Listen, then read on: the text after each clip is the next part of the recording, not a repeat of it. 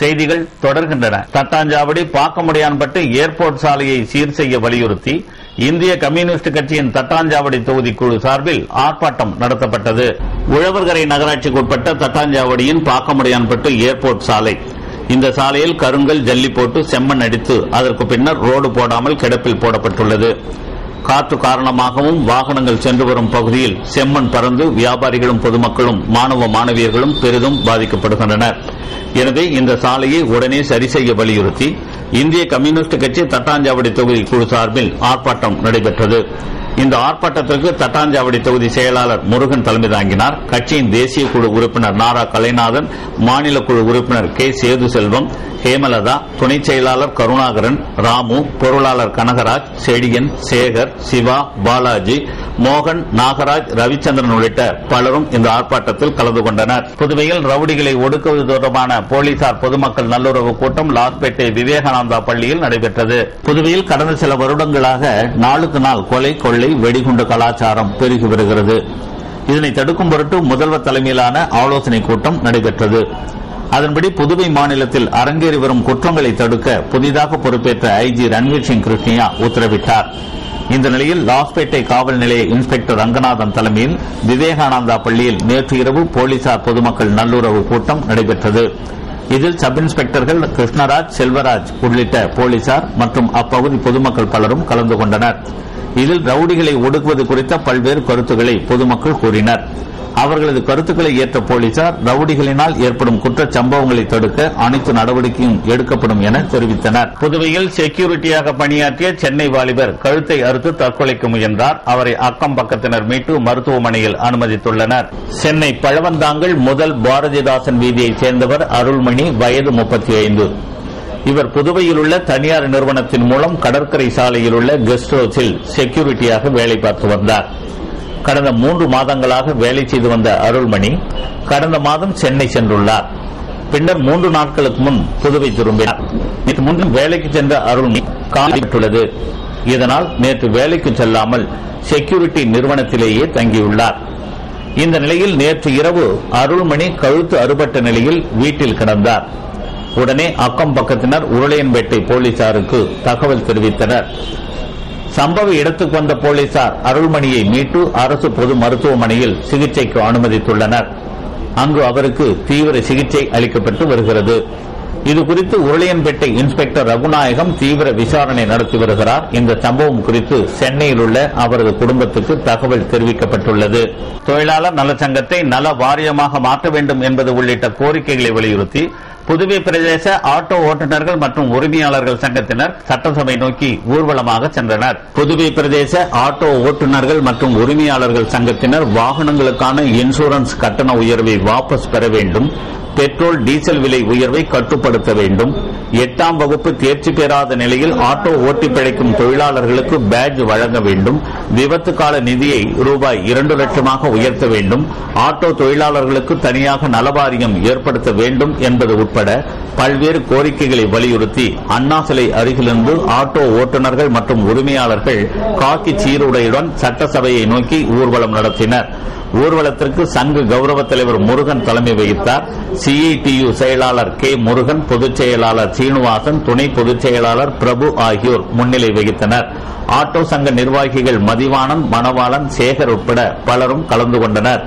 ஊர்வலம் நகரின் முக்கிய வீதிகளான அண்ணா சாலை, நேரு வீதி, மிஷின் வீதி வழியாக சட்டமன்றம் நோக்கி வந்தது. ஆம்பூர் சாலையில் அவர்களை போலீசார் தடுத்து நிறுத்தினர்.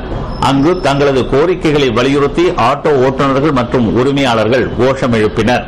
இதனைத் தொடர்ந்து முக்கிய நிர்வாகிகள் சட்டசபைக்கு வந்து முதல்வர் அலுவலகத்தில் கோரிக்கை மனு அளித்தனர். புரட்சி பொதுநல இயக்கத்தின் 13ஆம் ஆண்டு விழா, விருது வழங்கும் விழா உள்ளிட்ட 50 விழா ரெவிய சோசியல் சங்க வளாகத்தில் நடைபெற்றது. புரட்சி பொதுநல இயக்கத்தின் 13வது ஆண்டு விழா, விருது வழங்கும் விழா, நல உதவிகள் வழங்கும் விழா உள்ளிட்ட 50 விழா லப்போர்த் வீதி ரெவிய சோசியல் சங்க கட்டடத்தில் நடைபெற்றது. இயக்க நிறுவனர் ராஜேந்திரன் விழாவிற்கு தலைமை தாங்க கலை பண்பாட்டுத்துறை இயக்குநர் மலர்கண்ணன் சிறப்பு அழைப்பாளராக கலந்து கொண்டு விழாவினை தொடங்கி வைத்தார். ஜேபிஆர் பேரவை நிறுவனர் பொன் ராஜேந்திரன் கலந்து கொண்டு மாணவர்களுக்கு நோட்டு புத்தகம் உள்ளிட்டவைகளை வழங்கினார். விழாவில் புரட்சி சிறப்பு விருது, புரட்சித் தலைவர் பொதுநல விருது, புரட்சி செந்தமிழ் செம்மல் உள்ளிட்ட விருதுகள் வழங்கப்பட்டன. தொடர்ந்து வானொலியின் 75ஆம் ஆண்டை முன்னிட்டு கவியரங்கம் நடைபெற்றது. முனைவர் முத்து, முன்னாள் பிரெஞ்சு எம்பி துபாய் குழந்தை, தேமுதிக செயலாளர் செல்வம், கவிதை வானில் கலாவிசு உட்பட இயக்க நிர்வாகிகள் மற்றும் பொதுமக்கள் பலரும் இந்த விழாவில் கலந்து கொண்டனர். கோவையில் செயல்படுத்தப்படும் திடக்கழிவு மேலாண்மை திட்டத்தை அமைச்சர்கள் பன்னீர்செல்வம், தியாகராஜன் ஆகியோர் தலைமையில் சென்ற குழுவினர் பார்வையிட்டனர். புதுவை முதலமைச்சர் ரங்கசாமி உத்தரவின் பேரில் உள்ளாட்சித்துறை அமைச்சர் NG பன்னீர்செல்வம், மின்துறை அமைச்சர் தியாகராஜன் ஆகியோர் தலைமையில் உள்ளாட்சி அமைச்சரின் தனிச் செயலர் திரு அசோகன், மின்துறை அமைச்சரின் தனிச் செயலர் திரு ரவி, உள்ளாட்சித்துறை இயக்குநர் திரு ASPS ரவி பிரகாஷ், உழவர்கரை நகராட்சி ஆணையர் திரு முனுசாமி, செயற்பொறியாளர் திரு குணசேகரன், புதுவை நகராட்சி செயற்பொறியாளர் திரு சிவபாலன், திட்ட பொறியாளர் திரு மோகன்தாஸ் ஆகியோர் அடங்கிய குழு கோவை சென்றது. கோவையில் செயல்படுத்தப்படும் திடக்கழிவு மேலாண்மை திட்டத்தை பார்வையிட சென்ற இந்த குழுவினரை கோவை மாநகராட்சி மேயர் வேலுசாமி, கமிஷனர் பொன்னுசாமி மற்றும் அதிகாரிகள் வரவேற்றனர்.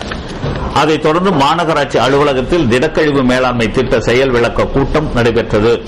அப்போது மாநகராட்சியில் செயல்படுத்தப்படும் திட்டங்கள் குறித்து விரிவாக விளக்கி கூறப்பட்டது. அதனை அமைச்சர்களும் அதிகாரிகளும் விளக்கமாக கேட்டு தெரிந்து கொண்டனர். பின்னர் வெள்ளலூர் குப்பை கிடங்கை பார்வையிட்டனர். புதுச்சேரி உள்ளாட்சித்துறை அமைச்சர் NG பன்னீர்செல்வம் செய்தியாளர்களிடம் கூறும்போது, கோவையில் திடக்கழிவு மேலாண்மை திட்டம் சிறப்பாக செயல்படுத்தப்பட்டு வருகிறது. கோவை நகரம் மிகவும் தூய்மையாக உள்ளது. கோவையில் ஞாயிற்றுக்கிழமைகளிலும் துப்புரவு பணிகள் நடைபெறுவது பாராட்டத்தக்கது. தமிழக முதலமைச்சர் கோவை நகராட்சியை சிறந்த மாநகராட்சியாக தேர்ந்தெடுத்தது உண்மையிலேயே பாராட்டத்தக்கது என்று கூறினார். புதுவையின் செய்தி துளிகள் வழங்குவோர் கனி கேமரா ஒர்க் மற்றும் டிஜிட்டல் கேமரா சர்வீஸ். இங்கு அனைத்து விதமான டிஜிட்டல் கேமராக்கள், வீடியோ கேமராக்கள் மிகச்சிறந்த முறையில் பழுது நீக்கி தரப்படும். அணுக வேண்டிய முகவரி கனி கேமரா ஒர்க், இலக்கம் 197, மறைமலை அடிகள் சாலை, அன்னபூர்ணா ஹோட்டல் அருகில், புதிய பஸ் நிலையம் எதிரில், புதுச்சேரி.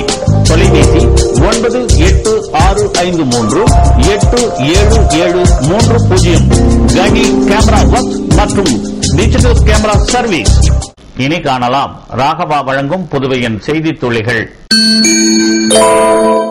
விடுதியில் சமைக்க ஆளில்லாததை கண்டித்து சட்டக்கல்லூரி மாணவர்கள் தலைமைச் செயலகத்தை முற்றுகையிட்டதால் பரபரப்பு ஏற்பட்டது. புதுவையிலிருந்து கடத்தப்பட்ட 2250 கிலோ ரேஷன் அரிசி மினி டெம்போவுடன் பறிமுதல் செய்யப்பட்டது. சோலை நகரில் கடலில் குளித்த போது மாயமான கல்லூரி மாணவரின் உடல் இன்று கரை ஒதுங்கியது. பொது கணக்கு குழுவின் கூட்டம் குழுவின் தலைவர் VMC சிவக்குமார் MLA தலைமையில் நடைபெற்றது.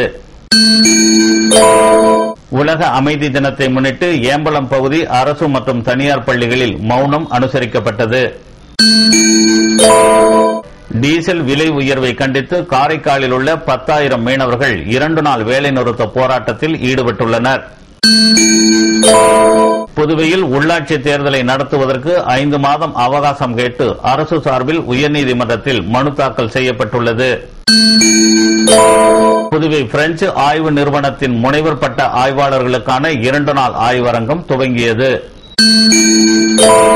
ரெயின்போ நகர் பாண்டுரங்க பஜன் சமாஜம் சார்பில் புரட்டாசி மாத விழா லாசுப்பேட்டை விவேகானந்தா கல்வி வளாகத்தில் நடைபெற்றது. புதுவை பான்டெக்ஸ் பணியாளர்கள் CITU சங்கத்தின் பொது பேரவை கூட்டத்தில் புதிய நிர்வாகிகள் தேர்வு செய்யப்பட்டுள்ளனர். பாகூர் ஆதிங்கப்பட்டு கிராம மக்களுக்கு சிறு பண்ணை அமைப்பதற்கு கறவை மாடுகளை அமைச்சர் ராஜவேலு வழங்கினார். 26ஆம் தேதியான நாளை தொழிலாளர் காப்பீட்டுக் கழக மண்டல அலுவலகத்தில் நடைபெற இருக்கும் முதலீட்டாளர்களுக்கான சுவிதா சமாகம் நிகழ்ச்சியில் முதலீட்டாளர்கள் அனைவரும் கலந்து கொண்டு பயன் அடையலாம் என்று தெரிவிக்கப்பட்டுள்ளது. கூடப்பாக்கத்தில் தீ விபத்தால் பாதிக்கப்பட்ட குடும்பங்களுக்கு சட்டமன்ற உறுப்பினர் கார்த்திகேயன் நிவாரண உதவிகளை வழங்கி ஆறுதல் கூறினார். மீண்டும் நமது ராகவாவின் செய்தி துளிகளை நாளை காண்போம்.